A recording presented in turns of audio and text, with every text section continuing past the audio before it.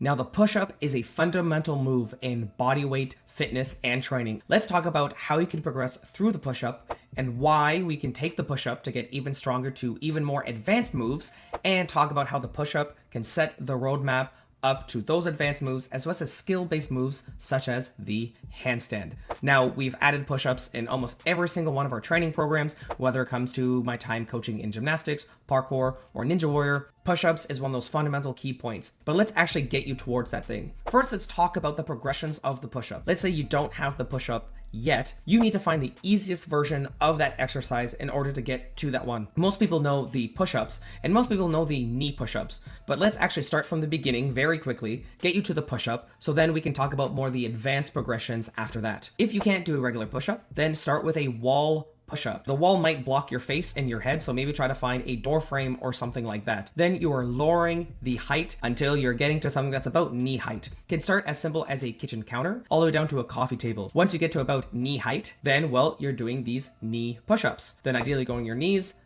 Now that block to get between the knee push-ups and the push-ups is the negative push-ups, but you're doing the negative push-ups down and then using the knee push-ups to go up. Then you're doing the full push-up. Also through progressions, ideally you might not just go from one exercise to the other. You might be doing the higher progression for a while. Let's use 12 reps as an example. You might be doing, let's say you can do 2 full push-ups. You do the 2 full push-ups and then the other 10 might be the negatives and the knee push-ups. That is fine. That is how we need to progress in bodyweight exercises, which is different than traditional weight training. Now, after you have the push-up, how do you transition into harder moves? Well, one of the biggest, most inspirational moves that people try to get to in calisthenics or bodyweight training is the planche. Basically, the push-up with no legs. Extremely difficult, takes a very long time, can take 2 to 3 years of dedicated work to get into that. But you can start with a push-up and get your way there. How? You are leaning your shoulders more and more forward, called a pseudo planche push-up. The further your shoulders are, the harder it is. Pretty much you're going to be doing that until you can lean forward enough in which your feet are slowly lifting off the ground. So that's how you take the push-up to work towards the planche. Now, if you're doing planche-specific training, ideally there would be other moves in there, such as the tuck planche hold, very similar to the crow pose, crane pose, and you'd be holding it as well. Whether we can build the strength and the foundations to get into more advanced moves. So for those working on those strength program, you can see that this would be also one of the progressions. If you just want to get stronger, then you're also going into diamond push-ups where you put your hands close. Then you've got your archer push-ups, in which you're putting all your weight on one side. Sometimes they're called typewriter push-ups. Then you're transitioning into one arm push-ups in which your legs are separated in straddle and you're pushing down with one arm. The main thing is you're not twisting to push your chest out. Your chest is always pushing down or pointed down. At that point, you're doing a very cool and impressive skill called the one arm push-up, a strength foundation that looks really cool, but isn't as hard to get to as you might think. Then same thing, you're slowly bringing your feet closer and closer together until you're doing the full, extremely impressive one arm push-up. So working towards the one arm push-up and getting more pushing strength, as well as using the planche pseudo push-ups, which also helps on the planche, and the planche holds, now you're already got 3 different moves that you're working on. Now let's say you want to transition into handstands. Why would starting with a push-up be a great start? Well, if you already have a little bit of issues with wrist mobility, then starting with a push-up increases the strength in, well, the arms and the shoulders and the chest that will be used in the full handstand, and helps build a little bit of strength within the wrists. That way that you can build that strength necessary. So if the goal is to get to the handstand and that's an issue or limiter, then you're going to have to start there. Not everyone can start with what we usually recommend, which is the crow pose, which is very similar to the planche where you're just putting your hands on the floor, you're putting your knees on your elbows, and you can keep your feet on the floor to start. That would be a great way to start learning how to balance. Then you're slowly lifting one foot to the point where both feet are off and you're freely balancing on your hands. First step to the handstand, one of the first places to learn how to balance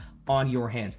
But as you can see, that might be a limit based on, let's say, wrist is usually the main thing. Well, then the push-ups is one of the ways to get you there. Plus, at one point you want to get handstand push-ups. That's a cool move too, so you need to be able to have a pushing motion. So the push-ups is the first start towards that. But it doesn't start there. The handstands use other motions and other muscles in order to actually get it, such as way more the shoulders. Push-ups does hit it, but it doesn't get the full motion. So another exercise that you're slowly going to be adding into your workout routine is going to be pike push-ups. Same thing, there are progressions, and based on how high you are putting your legs. So the higher your legs and the higher your feet are, the harder it actually is going to be until you're getting very close to a handstand push-up. At that point, you're also working on handstand push-ups. But let's just focus on the pike push-up. The main thing is working on that shoulder mobility as well. The goal is your arms, your shoulders, your hands, and your waist is completely in a straight line, and then you're only bending at the hips. Sometimes there might be a mobility issue there, so you can also go on your knees as well. It gets a very similar idea,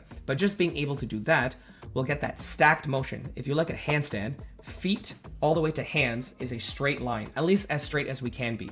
The pike works on half of that, hands to waist. So you're only getting the first half of at least the mobility and the stacking side. If you want to get specifically into the handstand, then when you're getting into piked push-ups or you feel like you're able to, again, you can start at any progression, but when you're ready to work through that to get closer to the handstand, what I would do is at the end, I would just hold a 15 to 30 second hold of just holding the pike position.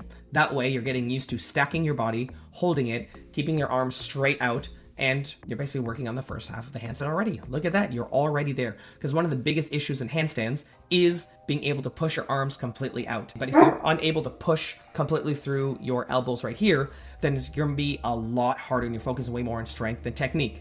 We want it to be technique. That is how the push-up not only gets you, well, stronger, but also leads you into more advanced moves. If you have a pushing workout day, then you have your push-ups specifically for strength. Then you're working on your piked push-ups, which is also for the other muscles that are being neglected in the pushing exercises. That also gets you to handstands. Then you're having your piked holds within the same time, and now you're also doing either your pseudo push-ups or you're doing your planche holds as your third exercise. 3 exercises for a push day. Or for those who are now within the community or within the program, those are the next 2 exercises that you're adding in your pushing days, or you're alternating between those 2. So one day is going to be the push-ups and the other one is going to be the pike push-ups. Coming up, those here in the live call, we're gonna go into Q&A, in which we're going to also talk about other ways where we can use the push-up in order to advance into other advanced moves, such as levers we didn't touch on a little bit, and also diving deep within your guys' progress as we're working through right now